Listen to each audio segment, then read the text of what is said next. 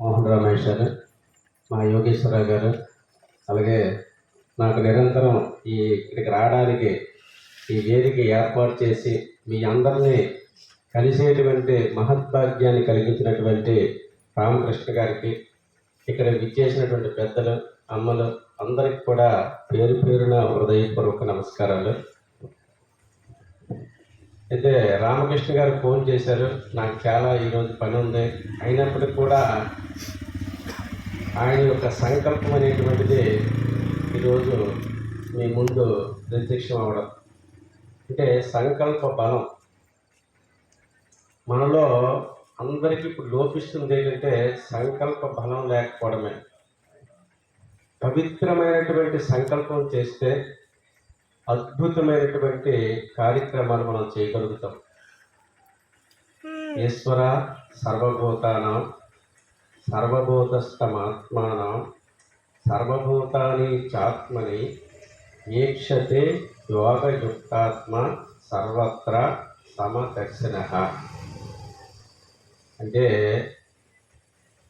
ఈ పిపీలకాది బ్రహ్మ పర్యంతం భగవంతుని యొక్క స్వరూపమేనండి.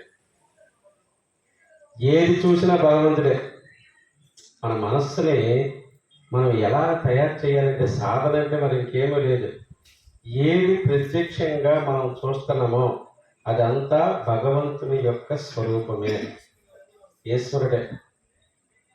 ఈశ్వర సర్వభూతానం సర్వభూతస్థమాత్మానం సర్వభూతాని చాత్మని ఏక్షతే యోగయుక్తాత్మ సర్వత్ర సమదర్శిన. అంటే ఆధ్యాత్మిక జీవనంలోనికి మనం ప్రవేశించేటప్పుడే మనకి సమత్వ భావన కలగాలి. ఎప్పుడైతే సమత్వ భావన కలుగుతుందో మనకి పరమ శాంతి లభిస్తుందండి, లేకపోతే శాంతి లభించదు. మన మనస్సు ఎటువంటిదట మనందరికీ తెలిసినటువంటిదే. భగవద్గీత ఒక సంపూర్ణమైనటువంటి గ్రంథం.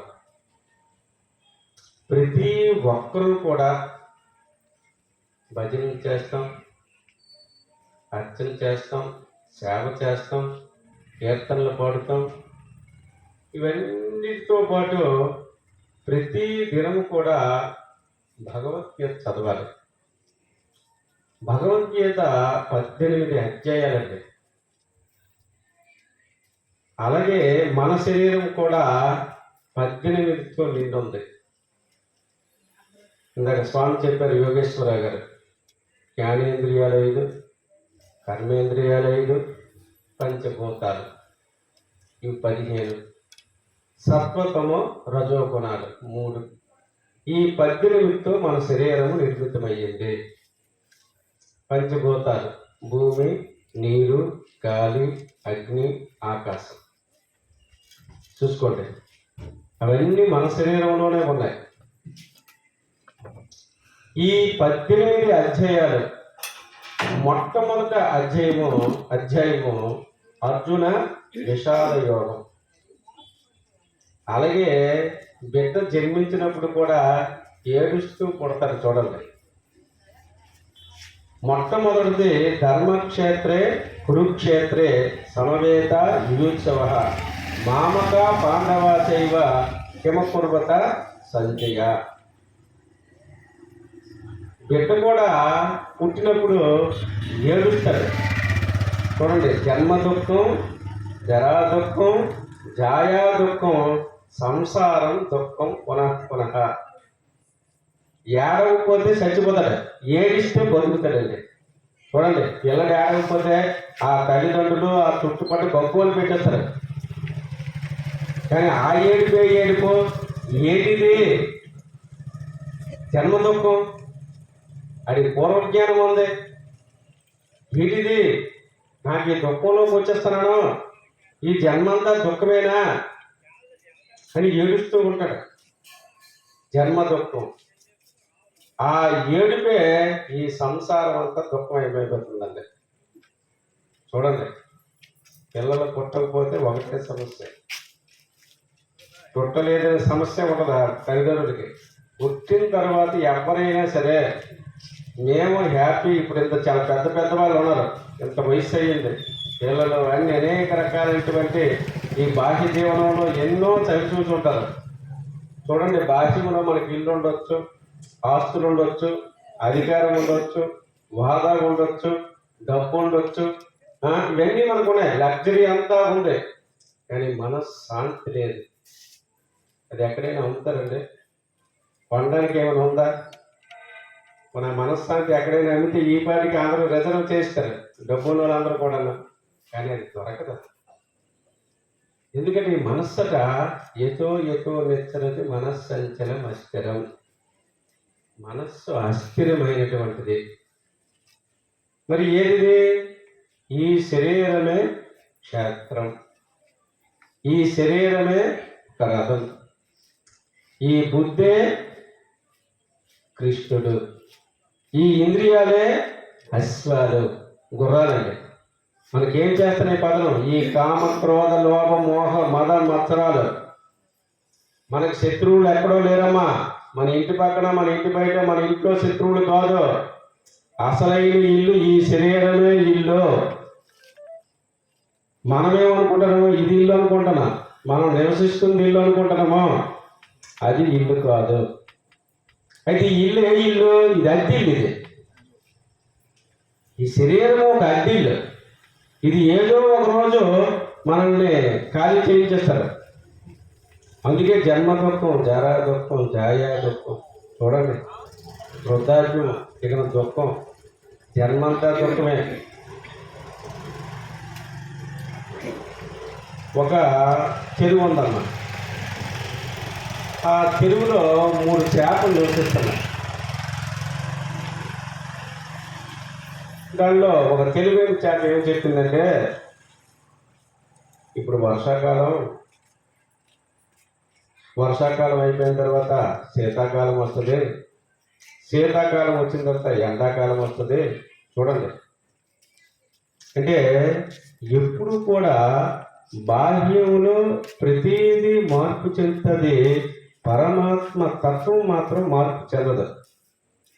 ఎప్పుడు మీరు చదివినా రామాయణం రామాయణమే, భారతం భారతమే, భాగవతం భాగవతమే, భగవద్గీత భగవద్గీతే. ఆ అధ్యాయాలు మారు, ఆ పేర్లు మారు, ఆ స్పర్శ ఏదైతే ప్రతిదీ కూడా మారేటువంటి ప్రసక్తి ఉండదు. కానీ మనం మారుతాం. ఈ క్షణంకి అందరం చాలా చక్కగా ఉన్నాం, ఇంకో క్షణంలో ఎలాగ మారుతామో చెప్పడం. చూడండి మన మనస్సు.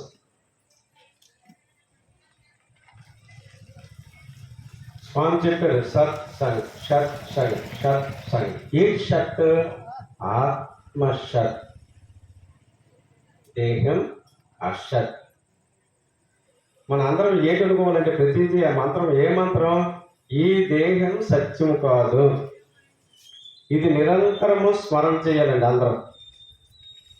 ఎప్పుడు దేహం సత్యం కాదో, దేహంతో వచ్చిన ఏది కూడా సత్యం కాదు. ఏది అవనియండి, ఇది సత్యమైతే అవి సత్యం. అందుకే మొట్టమొదటి అధ్యాయం మనకేది? విషాద యోగం. అర్జున విషాద యోగంతో ప్రారంభమవుతుంది మన జీవితం అంతా కూడా. ఈ 18 తత్వాల్లో మొట్టమొదటిది. అయితే ఎప్పుడు ఈ జ్ఞానం కలగాలి?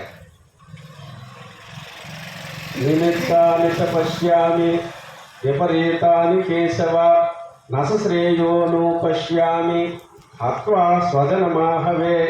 మనందరం దేంతో ఉన్నాం? మోహంతో బతుకుతున్నాం. చూడండి, నా భార్య, నా పిల్లలు, నా అమ్మ, నా నాన్న, నా తాత, ఇలాగా. ఎప్పుడు చెప్పాడు భగవంతుడి జ్ఞానం అర్జునుడికి?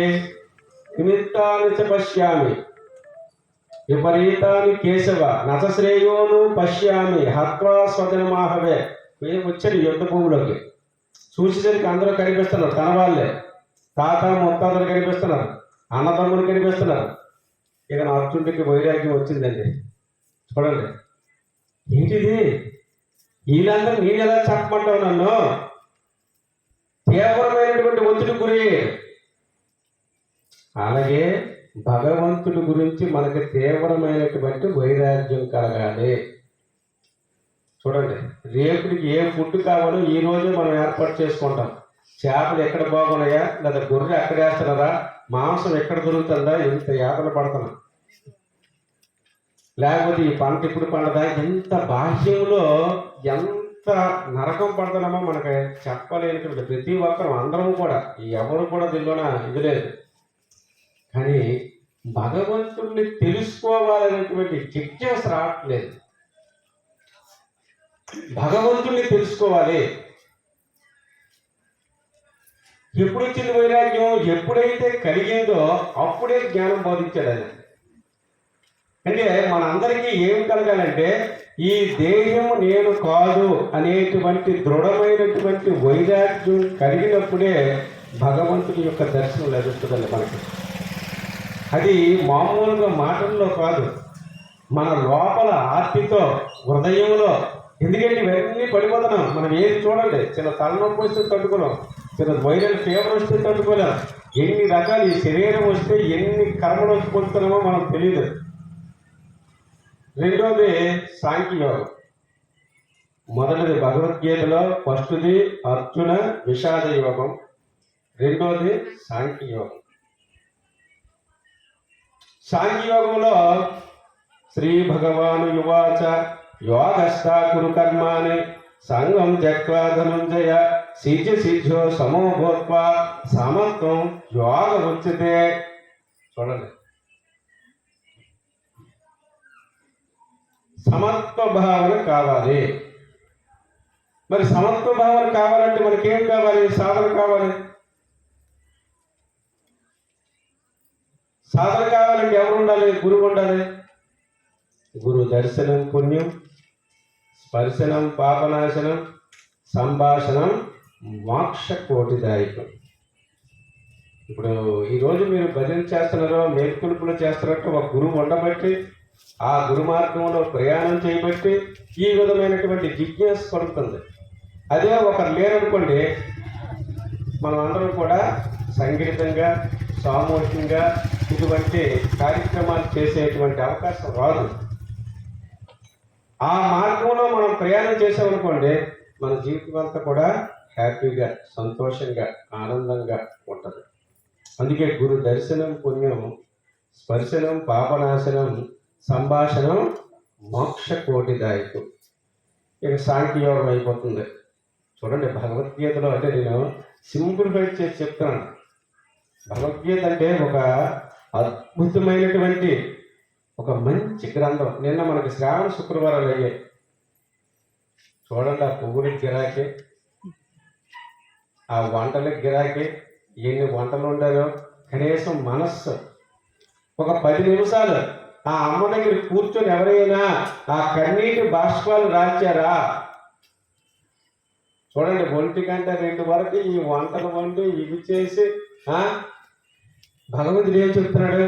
అహింసా ప్రథమం పుష్పం. ఈ పుష్పాలు కావలసారండి. హైలీ పుష్పం కావాలంటే ఆ తల్లి అమ్మ అహింసా ప్రథమం పుష్పం. అహింస. ఏ జీవిని హింసించినా అమ్మకి నచ్చదమ్మ. పుష్పం ఇంద్రియ నిగ్రహ. ఏ ఇంద్రియాలు? ఈ కామ క్రోధ లోభ మోహ మద మత్సరాలు, ఈ అరిషట్ వర్గాల ఇంద్రియాలు పుష్పాన్ని సమర్పించమంటున్నాయి. సర్వబోధ దయా పుష్పం. నాయన, ఈ 84 లక్షల జీవరాశుల్లో ఉన్నది భగవంతుడే. మరి భగవంతుడు ఇంకెక్కడ లేని ఎందుకు కనిపించడంటే అందరిలో భగవంతుడు ఉన్నాడు కాబట్టి. క్షమా పుష్పం. అన్నిటికన్నా గొప్పదట క్షమించే గుణం. ఆ పుష్పం మనం భగవంతుడికి సమర్పించాలి. శాంతి పుష్పం, జప పుష్పం, ధ్యాన పుష్పం, సత్యం పుష్పం, విష్ణు ప్రీతికరం భవే. చూడమ్మా, అవి ఎక్కడైనా కొనాలా? ఏ చెట్టు పెంపాలా? ఎవరి చేత తిట్లు కాయించుకోవాలా? ఈ పువ్వుల గురించి తెల్లవారు వెళ్ళి చూడండి. ఆ తెల్లవారు వెళ్ళిపోయి ఆ 4 లేస్తే ఈ 3 లేచి ఆ పువ్వులు తెంపిడు. చూడండి, అంటే ఇదంతా వ్యభిచార భక్తి అంటారు. చూసారా? ఈ పుష్పాలన్నీ మన దగ్గర ఉన్నాయి. ఈ భగవంతుడు మనకి ఇచ్చేసాడు already. That is our property. మన లోపల అన్ని ఉంచుకొని మనం ఏం చేస్తున్నామో, ఏది భగవంతుడికి ఇష్టం ఉండదో అదే చేస్తామండి. చూసారా, ఈ కర్మయోగం అనమాట. ఈ కర్మ, ఏ కర్మ చేస్తున్నాము? దుష్కర్మ చేస్తున్నాము. నీతం కురు కర్మత్వం కర్మజాయో యకర్మణ శరీర యాత్ర ప్రసతేన ప్రసిద్ధేద కర్మణ. నాయన, నువ్వు నీతి కర్మ చెయ్యు. ఏది నీతి కర్మ? నీకు ఏమి చెప్పానో, నీ లోపల ఏ దోషాలు ఉన్నాయో అవి నాకు సమర్పించి అని భగవంతుడు అడుగుతున్నాడు.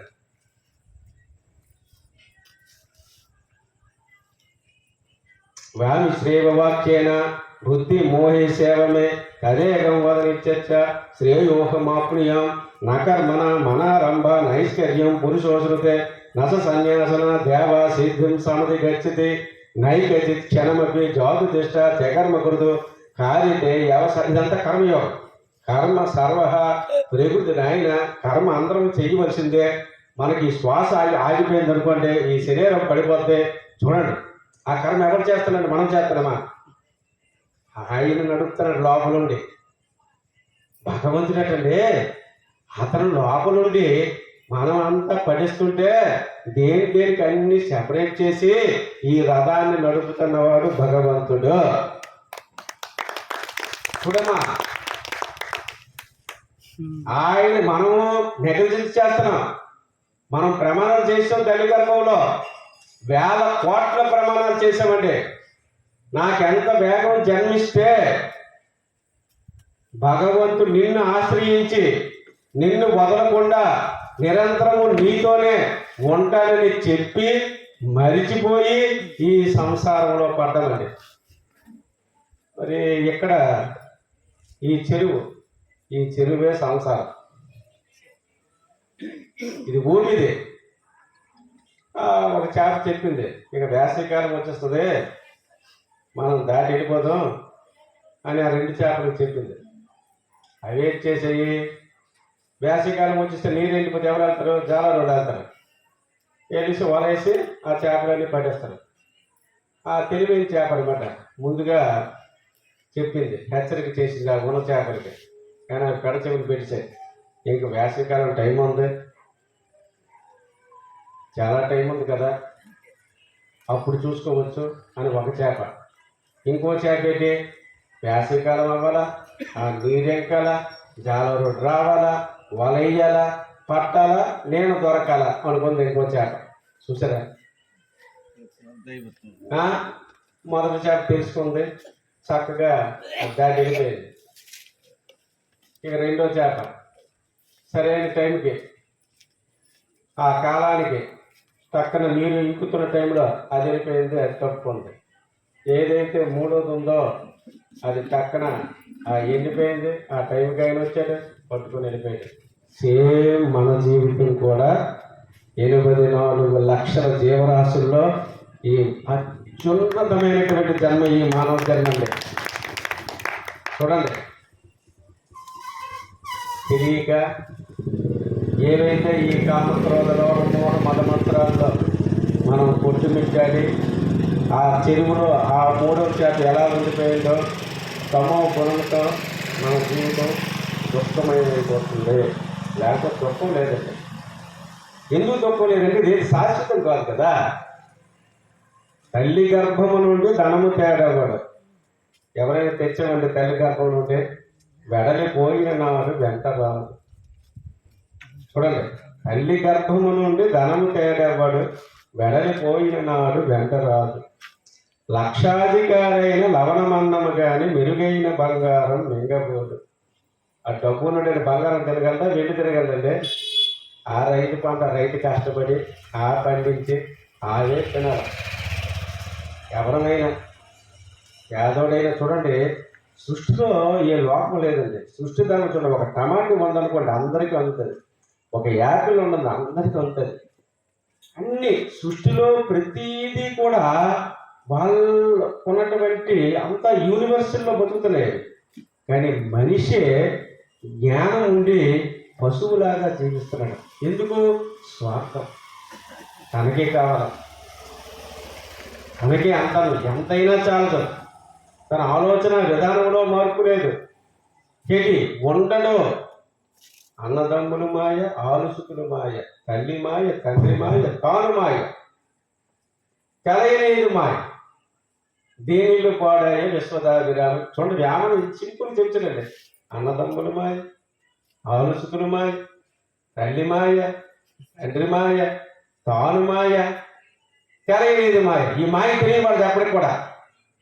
అంత కనిపిస్తుంది, మనందరం కనిపిస్తాం ఇలాగా, కానీ ఇది మాయని తెలియకుంటుంది, ఇది నిజంలాగా ఉంటుంది. చూడండి, అది ఒక్క జ్ఞానే తెలుసుకుంటాడండి. ఇది కర్మయోగం. ఫస్ట్ది విషాద యోగం, తర్వాత సాంఖ్యయోగం, తర్వాత కర్మయోగం, తర్వాత జ్ఞాన కర్మ సన్యాస యోగం అండి. జ్ఞాన కర్మ సన్యాస యోగం. నిమిత్తాని చ పశ్యామి శ్రీ భగవాను యువాచ యోగస్థ కురు కర్మాని కర్మేంద్రియాన్ని సంయమ్య యాస్తే మనసా స్మరాన్ని ఇంద్రియార్థాన్ని మూఢాత్మ మిథ్య సారస్య ఉచ్యతే శ్రద్ధావాన్ లభతే జ్ఞానం తత్పరః సంయతేంద్రియ. చూడండి, జ్ఞానం లబ్ధా పరాం శాంతి అచిరేణాది గచ్చతే. ఇది జ్ఞాన కర్మ సన్యాసి యోగం. శ్రద్ధావాన్, దీని ముందు మనకి శ్రద్ధ, ఏది సత్యము కాదో ఏది అసత్యమో దాని మీద శ్రద్ధ ఉంది, కానీ సత్యమైనటువంటి వస్తువు మీద మనకి శ్రద్ధ లేదు. చూడండి, మన చదువులన్నీ దేనికేంటట, రామకృష్ణ పరమహంస ఒకటే అంటారు, స్వామి వివేకానంద, రామకృష్ణ, ఇవన్నీ మృత విద్యలు. బీటెక్ కానీ, బిఏ కానీ, ఐఏఎస్ కానీ, కలెక్టర్, ఇవన్నీ కూడా ఒక భగవంతుని తెలుసుకునే విద్యే అమృత విద్య. కానీ ఆ అమృత విద్యను తెలుసుకోవడానికి మనం ఎవరు సాధన చేయం. శ్రద్ధావాన్ లభతే జ్ఞానం. శ్రద్ధ ఉంటే వచ్చేస్తుంది. తత్పరః సంయతేంద్రియ. ఎప్పుడైతే మనకు ఆ శ్రద్ధ ఉందో, భగవత్ సాక్షాత్కారాన్ని మనం పొందామో, మనలోని ఇంద్రియాదులన్నీ అందులోకి వచ్చేస్తాయి. మరి కామక్రోధలో మోహ మతమత్సరాలు ఉండవు. వాడు ఆయన, ఎందుకంటే భగవంతుని యొక్క స్వరూపమే మనమండి. లాస్ట్కి ఏంటంటే భగవంతుని స్వరూపమే, మనకు మించి భగవంతుని మళ్ళీ చూసారా, అది Bhagavad Gita. We are all souls, we are all gods. మనం అందరము దైవం యొక్క, కానీ మనం దైవం యొక్క స్వరూపం మనం అనుకోవడం లేదు. చూసారా, అది ఇక్కడ ఉన్నటువంటి పొరపాటు అంతా ఏంటంటే, మనము దైవానికి సంబంధించిన వాళ్ళము అనుకోక, నా గోత్రం వేరు, నా కులం వేరు, నా బంధువు వేరు, మనం దీనిలో పడిపోయాం మనందరం కూడా. కానీ మనందరం కూడా సాక్షాత్తు భగవంతుని యొక్క స్వరూపమే. ఇది తెలిసింది ఫస్ట్. ఈశ్వర సర్వభూతాను, ఈ లోపల శివుడు ఎగిరిపోతే ఈ శరీరం శవమైపోద్ది. ఆ లోపల శివుడు ఉన్నాడు. నేను తెలిసినా తెలియకపోయినా, సాధన చేసినా చేయకపోయినా, మన లోపల 21,600 సార్లు 24 గంటల్లో ఆ జపం జరుగుతుంది, అపజ గాయత్రి. ఆ జపం జరగకపోతే మన లోపల మూలాధారం, స్వాధిష్టానం, మణిపూరక, అనాహత, విశుద్ధ, ఆగ్నేయ, ఈ షట్చక్రాలు, కుండలీకరణ శక్తి, ఇడా పింగళ సుషుమ్న నాడి నుంచి ఆ చైతన్యము జరగదు. రోజు 21,006 సార్లు 600 సార్లు ఆ లోపల జపం జరుగుతుంది కాబట్టి ఈ దేహం కదులుతుంది. ఇది చైతన్యవంతంగా పనిచేస్తుంది. మన లోపల రక్త ప్రసరణ వ్యవస్థ జరుగుతుంది. మనలో అనేక రకాలైనటువంటి సత్కర్మలు కానీ దుష్కర్మలు కానీ చేయడానికి ఇది ఒక వేదికగా మారుతుంది. కానీ మన మనస్సును మనం ఎడిపెట్టామంటే బయట తిప్పుతున్నామండి. మనస్సు అంతా ఎక్కడ తిరుగుతుంది? ఉదయం లేచి నుండి రాత్రి నిద్రపోయే వరకు యాతన, ఆందోళన, టెన్షన్స్తో సతమతమైపోతున్నాము. భగవంతుని గురించి ఎవరు ఆలోచన చేయట్లేదు. ఎందుకంటే భగవంతుడు బయట లేడు. ఆయన ఎక్కడ ఉన్నాడు? ఆంధ్రలో ఉన్నాడు. సరే, ఇందుగలడందు లేని సందేహం వలదు, ఎందెందు వెతికినా అందెందు కనిపించిన ప్రహ్లాదోపాఖ్యానంలో మనకు చెప్పారు. ఎక్కడ చూస్తే అక్కడ, ఎక్కడ పిలిస్తే అక్కడ. అందుకే భగవంతుడి గట్ట భక్తుడికి వశమైపోతున్నట్టుంది. భగవంతుడు భక్తుడికి, కానీ ఆ భక్తి మనకు రావట్లేదు. ఆ భక్తి రాలేక మనం సతమతమవుతున్నాము. ఎందుకంటే భగవంతుడు సద్గుణ ఐశ్వర్య సంపన్నుడు అండి. భగవంతుడు సద్గుణ ఐశ్వర్య సంపన్నుడు. ప్రయత్నానంద మానస్తు యోగి సంసిద్ధి గిల్బిధ అనేక జన్మ సంసిద్ధ తదులో యాది పరమ గద. నీ ప్రయత్నం వల్ల, నీ సాధన వల్ల మనకి ఇప్పటికే అనేక వేల కోట్ల జన్మలైపోయాయి. మానవ జన్మే భగవంతుడి గురించి వచ్చిన జన్మండి. మనం పిల్లల కనడానికో, సంసారం చేయడానికో, డబ్బు సంపాదించడానికో, అధికారంకో, వాదాకో, పాత్రలకు రాలేదు. ఇది భగవంతుణ్ణి తెలుసుకోవడానికి, మన జన్మ రాహిత్యం చేసుకోవడానికి. లేకపోతే స్వామి చెప్పినట్లుగా పునరపి జననం పునరపి మరణం పునరపి జనని జడరేశయనం యహ సంసారే బహుదుస్తారే కృపయా పారే పాహి మురారే భజ గోవిందం భజ గోవిందం గోవిందం భజ మూఢమతే సంప్రాప్తే సన్నిహితి కాలే నై నై రాక్షసి దుఃఖృంకరణే. ఏంటిది? ఎంత యాతనండి! ఎవరైనా హ్యాపీగా ఉన్నారంటే, నిజంగా ఈ ప్రపంచంలో హ్యాపీగా ఎవరున్నారంటే ఒక్క జ్ఞానే హ్యాపీగా ఉంటాడు, ఒక్క యోగే హ్యాపీగా ఉంటాడు. ఇంకెవరిని మనం చూసినా, ఎక్కడ చూసినా నాయన నా కష్టాలు ఎన్నైనా నేను కాబట్టి పడతాను. చూడండి, మనల్ని మనం సమర్థించుకుంటాం. నాకు వచ్చిన కష్టాలు నీకు వస్తే ఒక్కరోజు నువ్వు వండలేవని చెప్పేస్తాను. ఆ రాముడు, ఆ కృష్ణుడు తక్కువ పడ్డారండి, కానీ ఆయన కష్టాలుగా చూడలేదు. రాముడికి 15 సంవత్సరాలకి వైరాగ్యం వచ్చిన తర్వాత ఆయన రాజ్యపాలన చేశారు. కానీ మనకు వైరాగ్యం రాకుండా రాముడికి at the time of 15 years బాల్యంలో వైరాగ్యం వచ్చిందమ్మా. మనకు శంకరాచార్యులు చెప్తాడు, అంగం గణితం నాయన శరీరం శిథిలమైపోద్ది, ఫలితం మొండం, జుట్టు వెలిసిపోద్ది, దశలు విహీన, జాతం తొండం, పళ్ళు ఊడిపోతాయి, వృద్ధో యాది గృహీత్వ దండం, నువ్వు వృద్ధులైపోతావు, 3వ కర్ర వచ్చద్ది. కానీ తలకుని ముంచ ఆశ పిండం, నీకు ఆశ చవకుంటుంది. చూసారా, మన శరీరం చెప్పొద్దండి, ఒక నాయన జుట్టు మెరిసిపోయిందంటే మీ దగ్గరికి వచ్చేస్తుంది, అది నోటీస్ లేదు మనకి. అవన్నీ కన్వర్ట్ చేస్తాము. ఆమెనైనా బ్లాక్ కలర్ చేస్తాము, హాయిగా షైనిష్ అయిపోతున్నాం. 60 సంవత్సరాలు 70 80 సంవత్సరాలైనా యూతే. అంటే ఇవన్నీ కూడా, ఇవన్నీ ప్రకృతి వైపరీత్యాలు. కళ్ళు కనిపించవు, కళ్ళు ఊడిపోతాయి, 3వ కర్ర వచ్చేది, బీపీ, షుగర్, ఇవన్నీ కూడా మనకి భగవంతుడు ఇచ్చేటువంటి నోటీసులు. ఆయన ఇంకా నన్ను మంచి బతుకుతున్నావు, నా గురించి వచ్చే ఆయన ఏం చేస్తున్నాడు, అమ్మ నా గురించి ఎప్పుడు పిలుస్తారా, ఏంటి నా గురించి ఎవడో పలకరించుకుంటాడు, నా పిల్లడు బాగలేదు, అలా బీటెక్ సీట్ రాలేదు, ఇది ఫారెన్ వెళ్ళలేదు, అలా పిల్లలు పుట్టలేదు, ఈ దిల్లోనే తిరుగుతున్నాడు.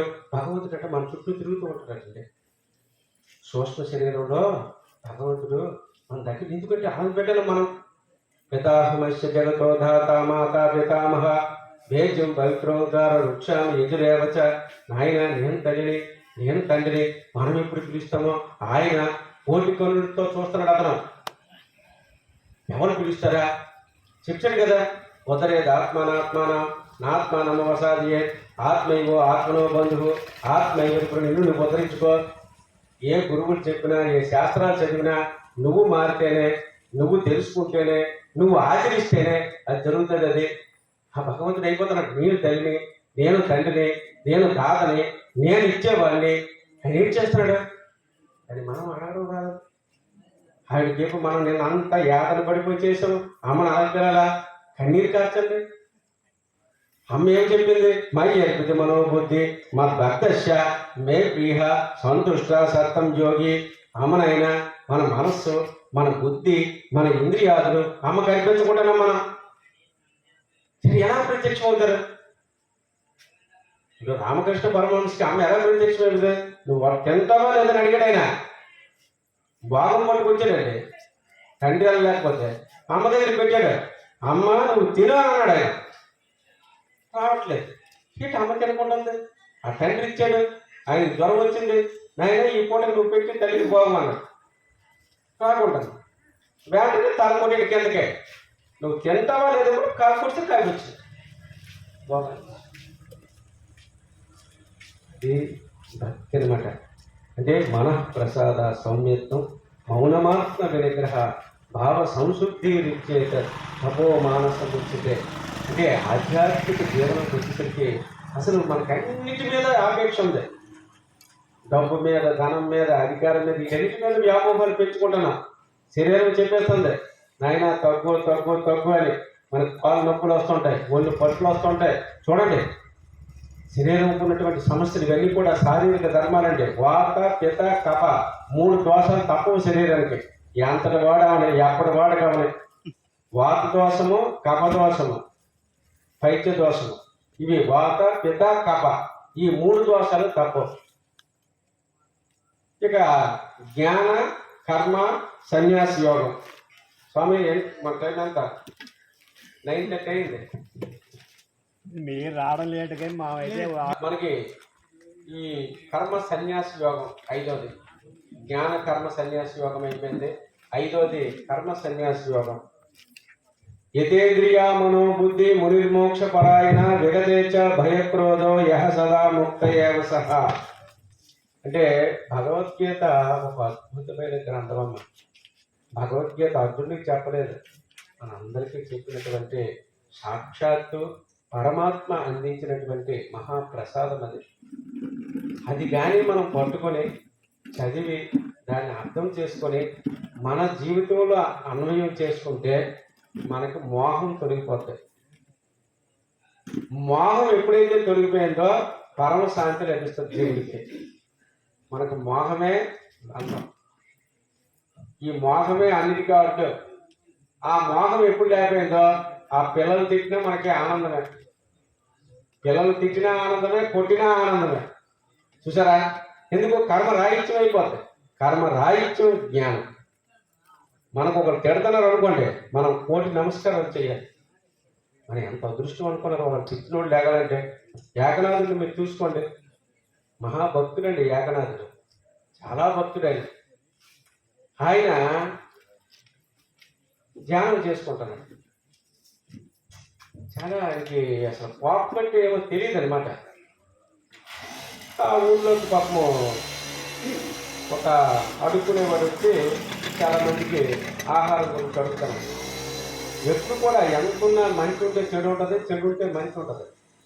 కొంతమంది తొంటరి వాళ్ళు ఏం చేశారంటే, ఇగో అక్కడ ఒక అతను ఉన్నాడు, ఆయన ధ్యానం చేసుకుంటాడు, ఆయనకి నువ్వు కోపం తెప్పిస్తే నీ కడుపు నిండా భోజనం పెడతాను.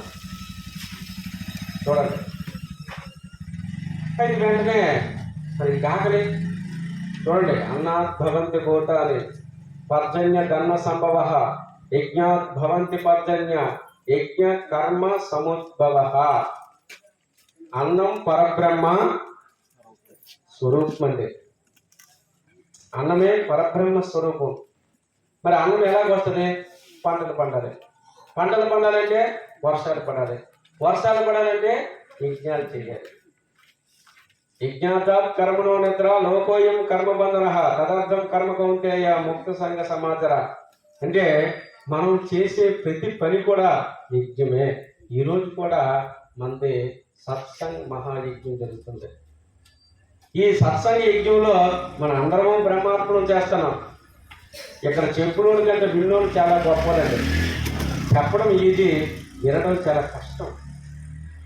ఇటు ఒకరిని యాక్సెప్ట్ చేయాలంటే మనసు అంత యాక్సెప్ట్ చేయదు, అంత ఈజీగా కాదండి. ఇక్కడ నిజంగా మీరు ఉన్నారంటే, ఇక్కడ ఒక 50 మందో 30 మంది ఉన్నారంటే మీరు 30,000తో ఒక్కొక్కరు 1000 మందితో సమానం. ఈ టైంలో, ఈ కాలంలో, ఈ టీవీ యుగంలో, ఈ సెల్ యుగంలో, ఇటువంటి ఈ లోను గ్రామంలో ఈ సభ పెట్టి ఈ విషయాలు వింటున్నారంటే మా జన్మ పునీతమైపోతుంది. అదా ఎంత పుణ్యం చేసుకున్నామో. ఆ రామకృష్ణ గారు పిలిచారు, ఈరోజు ఎన్ని పనులు విన్నా లేటున్నా ఈరోజు మేషాలు మాట్లాడతారు, మేము వెళ్ళి కనీసం అరగంట అయినా సరే మాట్లాడి వచ్చేస్తామని వచ్చాం మేము. ఎందుకంటే నాకు 6 అయ్యేసరికి టైం చెప్పారు. రామకృష్ణ గారు 6 అయ్యేసరికి వచ్చేయండి, 6 నుండి 8 అయితే బాగుంటుందని. కానీ మాకున్నటువంటి ఒత్తిడి తనగా డ్యూటీ వల్ల వచ్చేసరికి లేట్ అయిందనమాట. అంటే మానవ జన్మలో మనకి ఇవి లభించడమే ఒక అదృష్టం. హితేంద్రియ మనోబుద్ధి మునిర్మోక్షపరాయణ జగదేశ భయక్రోధో యహసద ముక్త ఏవ సహ. మన సాధనంతా ఏంటండి? మన మనస్సు, మన బుద్ధి, మన ఇంద్రియాలే మన స్వాధీనంలోకి రావాలి. మన స్వాధీనంలోకి ఇప్పుడు చూడండి, గురుస్వామి గారు 4 గంటలు లేచి మనం మేలుకొలుపు తిరగాలి అంటే ఆ మనస్సు ఎటువైపు పెట్టారు? తెల్లవారు లేచిన వెంటనే ఆ హరినామ కీర్తనతో, ఆ సంకీర్తంతో ఎదిసరికి మన 72,000 నాడులు చూడండి. మన ఆరోగ్యానికి ఈ నాడులు ఈ భజన చేయడం వల్ల రక్త ప్రసరణ వ్యవస్థ అంటే మనం ఆటోమేటిక్గా మన శరీరం అంతా కూడా ఒక మంచి ఆరోగ్యవంతమైనటువంటి శరీరంగా మార్పు చెందుతుంది. ఆరోగ్యం లేకపోతే ఏమవుతామమ్మా? ఇంకేం భగవంతుడు కనిపిస్తాడు? ఆరోగ్యంగా శరీరం ఉంటేనే మనసు ఆరోగ్యంగా ఉంటుంది. మనసు ఎప్పుడైతే ఆరోగ్యం ఉందో భగవంతుని గురించి తెలుసుకోవడానికి మనకు ఒక అవకాశం ఏర్పడుతుంది. అనారోగ్యంతో ఉంటే పేషెంట్ అయిపోతే వాడికి భగవంతుడి గురించి చెప్తే ఏమైనా ఎక్కుతుందా? ఆ బాధ. కర్మణ్యేవాధికారస్తు మా ఫలేషు కదాచన మా కర్మ ఫల హేతుర్భు మాతో స్వంగ స్వకర్మనే. భగవంతుడు చెప్పేసాడు, కర్మ చేయటంటే మనకు అధికారం ఉంది, ఫలితం మాత్రం భగవంతుడిదే. కానీ మనం చేసే కర్మ సత్కర్మ అవ్వాలి. సత్కర్మ అయితే మనం ఆటోమేటిక్గా సత్ఫలితాన్ని సాధిస్తాం.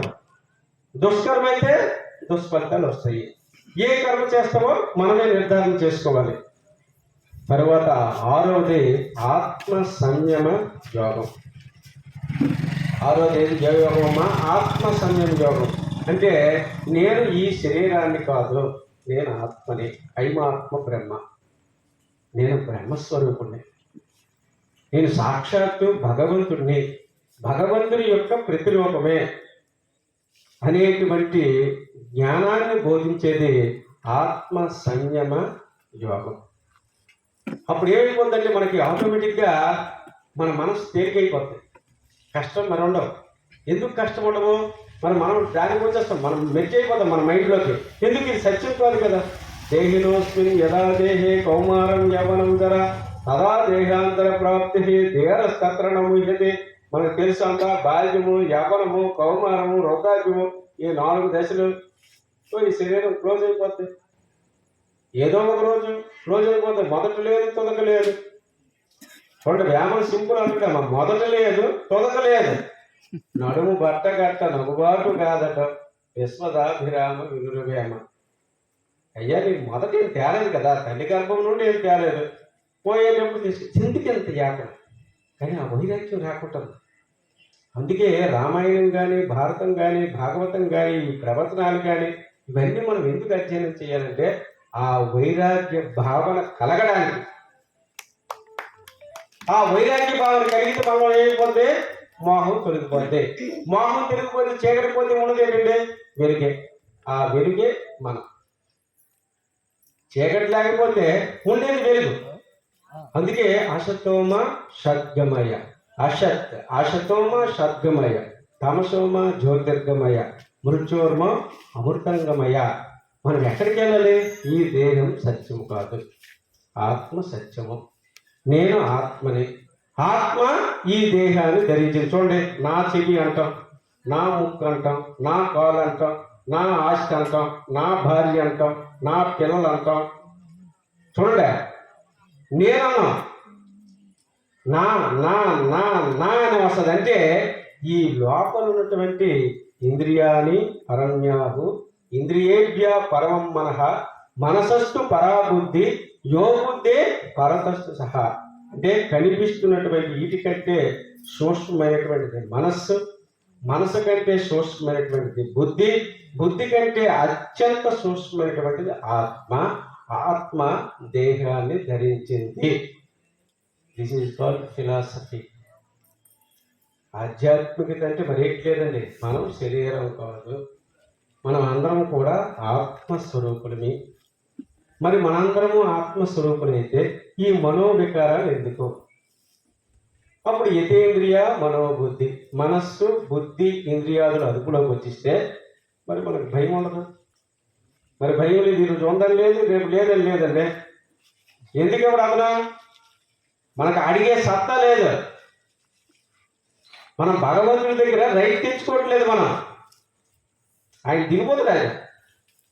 ఆయన ఏం చేశాడు? అనన్యా చంద్రియంతో మాం ఏ జన పరిపాలితే తేసాం నిత్యాలు యుక్తానాం. చూడండి భగవంతుడు ఎంత హార్డ్గా చెప్తున్నాడు. అనన్యా చంద్రియంతో, నా మీద అనన్యమే అనేది మిమ్మల్ని కొబ్బరికాయలు కొట్టండి పత్రిక చేయలేదు. అనన్యా చంద్రియంతో మాం ఏ జన పరిపాలితే తేసాం నిత్యాలు యుక్తానాం యోగక్షేమం వహామ్యహం. నా యందు అనన్యమైన భక్తి కలిగి ఉండండి, మీ యోగక్షేమాలు నేను చూసుకుంటాను అని డైరెక్ట్గా మనకి భగవద్గీతను అందించినటువంటి స్వామి. కానీ భగవంతుడి మీద విశ్వసనీయత మనకు లేదు. చూసారా, మనో దౌర్బల్యంతో బతుకుతున్నాం. అంతవరకు అర్జునుడు కూడా శోక సముద్రంలో ఉన్నాడు. నిమిత్తాన్ని చ పశ్యామి విపరీతాన్ని కేశవ నత శ్రేణువును పశ్యామి హత్వా స్వజనమాహవే. ఏంటి వీళ్ళందరినీ చంపించి నాకేంటి ఉద్యోగం, వీళ్ళందరి రక్తంతో నేనేంటి చేస్తాను పరిపాలన, నాయన నాకు అంటే ఆయన ఏం చెప్పాడు? ఒక నాయన నువ్వు కాదు నేను కాదు, నేను అన్ని కాలాల్లో నేనున్నాను, నువ్వు ఉన్నావు, నీకు తెలియదు నాకు తెలుసు అన్నాడు ఆయన. చూడండి, అంటే మన అందరం కూడా అన్ని కాలాల్లో ఉన్న వాళ్ళమే. అయితే ఏ రూపంలో ఉన్నామో చూడమ్మా. ఇప్పుడైతే శరీరంలో కనిపిస్తున్నాం, మానవ దేహంలో కనిపిస్తున్నాం. ఇంతకు ముందు ఉన్నాము, ఇప్పుడు ఉన్నాము, రేపు ఉంటాము. ఆ ఉండకుండా చేసుకోవడానికి భగవద్గీత మనకి దోహదపడుతుంది. ఇవి 6 అధ్యాయాలు. ఆత్మ సంయమ యోగం. అయితే భాగవతం కానీ రామాయణం కానీ, మరి రాముడికి కూడా 15 years at the time of age of 15 years. ఆ కాలంలోనే ఒక మంచి రాజు అనమాట. పూర్వం ఏంటంటే రాజరిక పరిపాలనలో మంచి వాళ్ళు ఉన్నారు, చెడ్డవాళ్ళు ఉన్నారు. మంచి వాళ్ళు ఉన్నారు, చెడ్డవాళ్ళు ఉన్నారు. ఆ రాజు గారు ఏం చేస్తున్నారంటే, ప్రజలందరూ ఎవరికి కష్టాలు వచ్చినా ఆయన ఒక గంట ఏర్పాటు చేశారు. ఆ గంట కొడితే వెంటనే వచ్చి ఆ సమస్యను పరిష్కరించి ప్రజలందరికీ కూడా చాలా చక్కనైనటువంటి ప్రజారంజిక పరిపాలన కొనసాగిస్తున్నటువంటి మహారాజు ఆయన. ఒకరోజు ఏంటి వచ్చింది, ఆ స్థానంలోకి ఒక నక్క వచ్చిందండి. ఆ నక్క మాట్లాడుతుంది. ఇదంతా వింతగా ఉంటుంది మనకి. కొన్ని బ్రహ్మం గారు చెప్పినట్టుగా మనకి ఎక్కడైనా ఏదైనా జరిగితే ఎవరినైనా బ్రహ్మం గారు కాలజ్ఞానంలో చెప్పారంటారు. మనం చూడండి, బ్రహ్మం గారు కాలజ్ఞానంలో చెప్పారు, ఇది జరిగిందంటారు. అలాగే నక్క మాట్లాడుతుంది. నక్క మాట్లాడేసరికి ఆ ద్వారపాలకుడికి ఏమి నువ్వు వచ్చావని రక్తం కోరుతుంది కాలుకి. మరేమీ లేదు, ఒక ఎద్దుల బడితో నా మీద మట్టించాడు, మరి రాజుగారు గంట ఏర్పాటు చేశారు, అందుకు రాజుగారికి కంప్లైంట్ ఇవ్వడానికి ఫిర్యాదు చేయడానికి వచ్చాను అనేసి ఆ గంట కొడుతున్నాను అన్నారు. వెంటనే రాజుగారు వచ్చారు. అందరికీ ఆశ్చర్యం కదా, నక్క గంట కొట్టడం ఏంటి, మాట్లాడటం ఏంటి? వెంటనే రాజుగారు సభ ఏర్పాటు చేశారు. ఏంటి అసలు నీ సమస్య చెప్పు. మరేమీ లేదు, ఆయన్ని శిక్షించండి. వెంటనే రాజుగారు భటుల ద్వారా ఆయన తీసుకొచ్చారు ఆ స్థానంలోకి. వచ్చేసిన తర్వాత రాజుగారికి డౌట్ వచ్చింది. అంటే ఈ నక్క అంటే మనకంతా జన్మ పరంపరే, మనం కూడా నక్క కుక్క పంది అని జన్మలైనయండి. అందుకే భగవద్గీతలో యుక్తాహార విహారస్య యుక్త శ్రేష్టస్య కర్మసు యుక్త స్వప్నావా బోధస్య యోగో భవతి దుఃఖ. మన ఆహారం యుక్తమవ్వాల, విహారం యుక్తమవ్వాల, మంచి వారితో సహవాసం చేయాల, అలాగే యుక్తమైనటువంటిది సాత్వికమైనటువంటి మిత అయినటువంటి ధర్మబద్ధమైనటువంటి. నిజంగా ఈ సృష్టిలో 84 లక్షల జీవరాశులకు కూడా ప్రాబ్లం లేదండి. ఎవరో ఆహారం కానీ, ప్రేమిని ఉండడానికి ఇల్లు కానీ, కట్టుకోవడానికి బట్ట కానీ, ఇవి తీరడానికి ఎవరికీ లోపం లేదు. ఇవన్నీ భగవంతుడు అరేంజ్ చేసిన తర్వాతే మనం జన్మకు వచ్చాం. ఏ టైంకి ఏది ఇవ్వాలో భగవంతుడే ఇస్తాడు, ఏ కాలానికి ఏది ఇవ్వాలో భగవంతుడే ఇస్తాడు. కానీ మనం ఏమనుకుంటున్నామంటే నేను అనేటువంటి అహంకారం వల్ల నేను సంపాదించాను, నేను చేశాను. దీనికి శంకరాచార్యులు ఒకటే అంటారు, మూడే జహీహి ధనాగమ తృష్టం ఎల్లబసే నిజ కర్మోపాతం వ్యక్తం దేవ వినోదయ చిత్తం భజ గోవిందం భజ గోవిందం గోవిందం భజ మూఢమతే. ఓ మూర్ఖమైన మనస్సా, నీకు ఎంత ఇవ్వాలో అంత నీకు ప్రాప్తమై ఉండదే. అంతకు మించి నువ్వు వేదన పడితే నువ్వు ముడుకులు ఎరగొట్టుకోవడమే తప్ప నీకు అంతకు మించి మరి రాదు. కాబట్టి భగవంతుడు ఏం చెప్తున్నట్టే నీకు ఇవ్వాల్సిందే. అది అరేంజ్ చేసిన తర్వాత మనం జన్మకు వస్తామంటుంది. భగవంతుడు డిసైడ్ చేసి చూడండి, మేము ఇక్కడికి వచ్చేసరికి మీరు ఎన్ని ఏర్పాట్లు చేశారు. వాటర్ బాటిల్స్, తినడానికి అల్పాహారము, ఈ వేదిక, ఈ మైకు. మామూలు దగ్గర ఎలాగుంటే భగవంతుడి దగ్గర ఎలా ఉంటుందండి. కానీ భగవంతుడి దగ్గర మనం ఉండడం తెలియదు. చూడండి, 4 శ్లోకాలు నేర్చుకొని 4 కథలు నేర్చుకుంటేనే ఎలాగుంది ఆయన గురించి. భగవంతుడి గురించి 4 శ్లోకాలు 4 కథలు నేర్చుకుంటేనే మీరు ఇన్ని ఫెసిలిటీస్ ఏర్పాటు చేస్తున్నారు. మేసాలు ఎంతమంది వస్తారు, టిఫిన్ ఎంతమందికి కావాలి చూడండి. ఇక్కడ నైట్ షర్ట్, ఈ లైటింగ్, ఇక్కడ ఈ చైర్స్. అంటే భగవంతుడు అనేసరికి అవన్నీ అరేంజ్ అయిపోతాయండి. అది భగవంతుడిలో గొప్పదనం.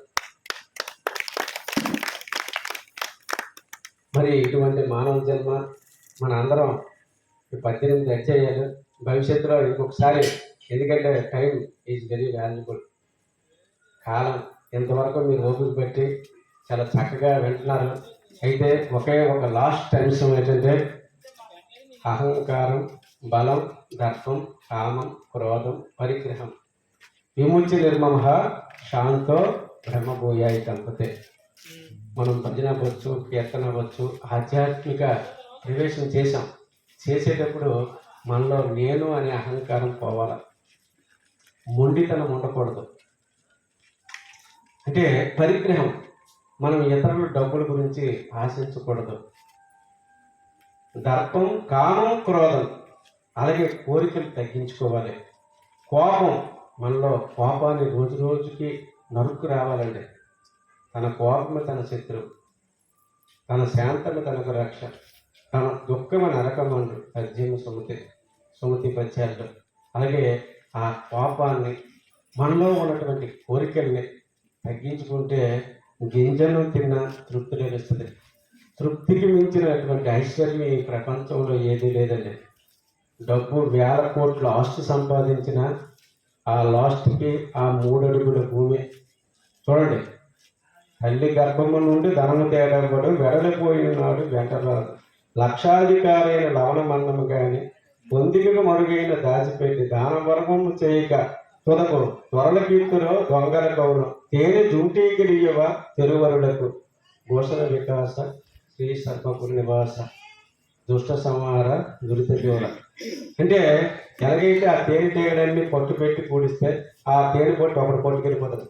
అలాగే మనం ఈ డబ్బు సత్కర్మలకు వినియోగించకుండా చెయ్యాలి. కుటుంబ పోషణ చెయ్యాలి, భార్య బిడ్డలను పోషించాలి, అలాగే సత్కర్మాచరణ చెయ్యాలి.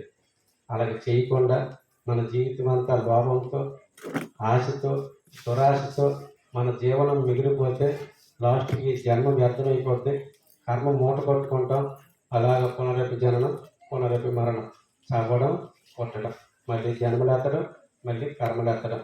ఈ కర్మలు ఎత్తకుండా కర్మ రాహిత్యం చేసుకోవడానికి ఈ మానవ జన్మ మనకు లభించింది. అదే ఆత్మ సంయమ యోగం.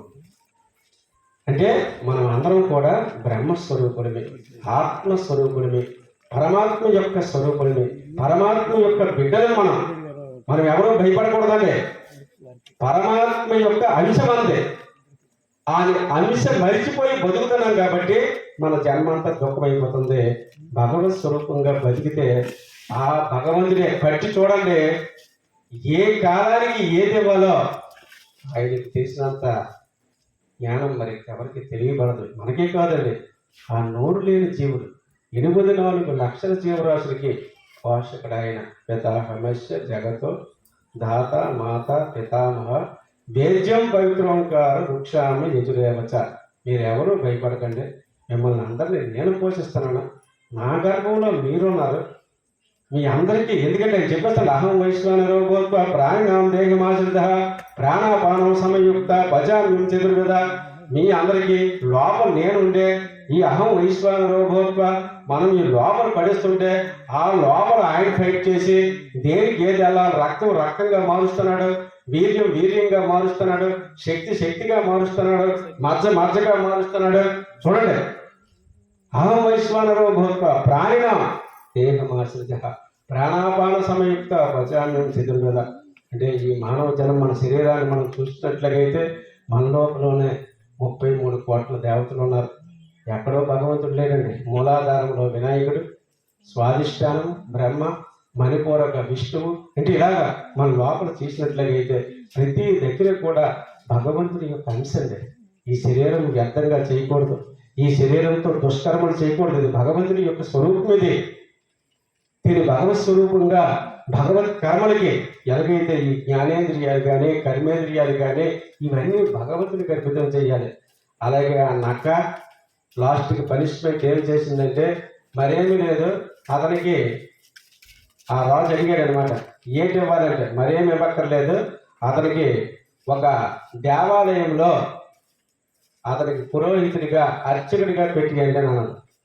అందరూ ఆశ్చర్యపోయారు.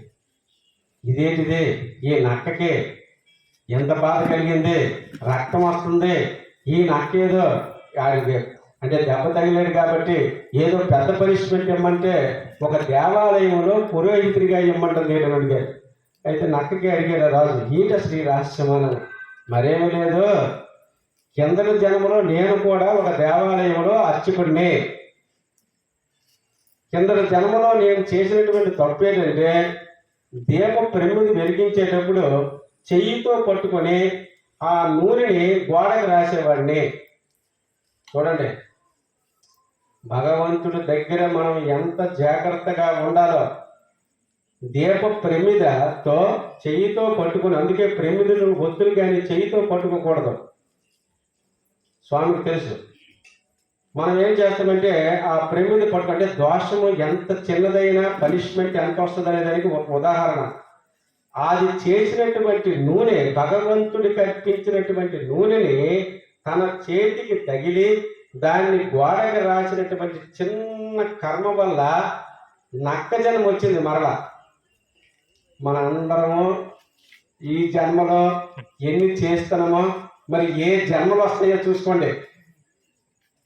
అంటే జన్మ రాయిత్యం జ్ఞానం, జన్మ రాయిత్యం జ్ఞానం. అందుకే శ్రేయోహి జ్ఞానం అభ్యాస ధ్యానం విశిష్టతే ధ్యానాత్తు కర్మఫల త్యాగా సాంతిరణాంతరం. జ్ఞానం గొప్పది, ధ్యానం గొప్పది, కర్మఫల త్యాగం గొప్పది. త్యాగం ద్వారా యోగం అవుతాడు, భోగం ద్వారా రోగం అవుతాడు. త్యాగమే యోగం.